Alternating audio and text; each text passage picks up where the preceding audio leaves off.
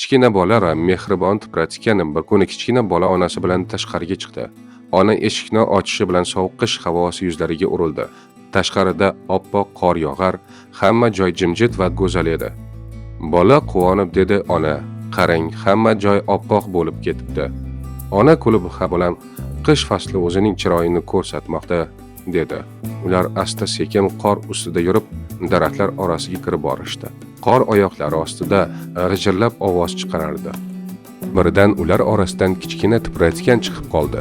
Bola hayron bo'lib: "Voy, ona qarang, u so'qotib qolmabdimi?" edi. Ona sekin yaqinlashib: "Ha bolam, qishda hayvonlarga ham qiyin bo'ladi", dedi. Tipratikan titrab turardi. Uning iynalari orasiga qor yog'ishib qolgan edi. Bola darrov qo'lqopini yechib: "Ona, men unga yordam bermoqchiman", dedi. Ona mehr bilan qarab: "Yaxshi niyat har doim yaxshilik olib keladi", dedi. Ular ehtiyotkorlik bilan tiprayotganini ko'tarib, yaqin daraxt tagiga olib borishdi. Ona sumkasidan kichkina non bo'lagi chiqardi. Tiprayotgan asta-sekin ovqatlana boshladi. Shu payt kutilmaganda shamol kuchayib, qor tezroq yog'a boshladi. Atrofni oq tuman qopladi. Bola onasining qo'lini mahkam ushlab: "Ona, endi nima qilamiz?" edi. Qo'rqib, ona atrofga qarab: "Biz tezroq uyga qaytishimiz kerak, lekin tipratikanni ham yolg'iz qoldira olmaymiz", dedi. Shunda tipratikan birdan oldinga yurib ketdi. U go'yo ularni bir tomonga boshlayotgandek edi. Bola hayron: "Ona, u bizga yo'l ko'rsatyaptimi?" "Ona, balki keling, ortidan boramiz", dedi.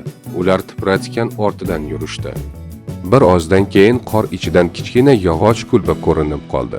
Bola quvonib: "Ona, qarang, uy", dedi. Ular tezda kulbaga kirishdi. Ichkarida iliq edi. Pechkada olov yonib turardi. Ona bolani issiq qilib o'rab, tipratikanni ham pechka yaqiniga qo'ydi. Birozdan keyin tipratikan o'ziga keldi. Bola xursand bo'lib: "Ona, biz uni qutqardik", dedi. Ona kulib: "Yo'q bolam, u ham bizni qutqardi. Agar u bo'lmaganida biz yo'limizni topa olmasdik", dedi. Tipratikan sekin turib eshik tomonga qaradi. Go'yo u yana o'rmoniga qaytmoqchi edi. Bola muloyimlik bilan: "Xayr, kichkina do'stim", dedi. Tipratikan eshikdan chiqib, qor orasida ko'zdan g'oyib bo'ldi. Bola esa onasiga qarab edi. "Ona, yaxshilik qilsang, albatta qaytib kelarkan-a?" Ona mehri bilan boshini silab: "Ha bolam, yaxshilik hech qachon yo'qolmaydi", dedi. Shundan keyin ular issiq kulbada o'tirib, tashqarida yog'ayotgan oppoq qorni tomosha qilishdi.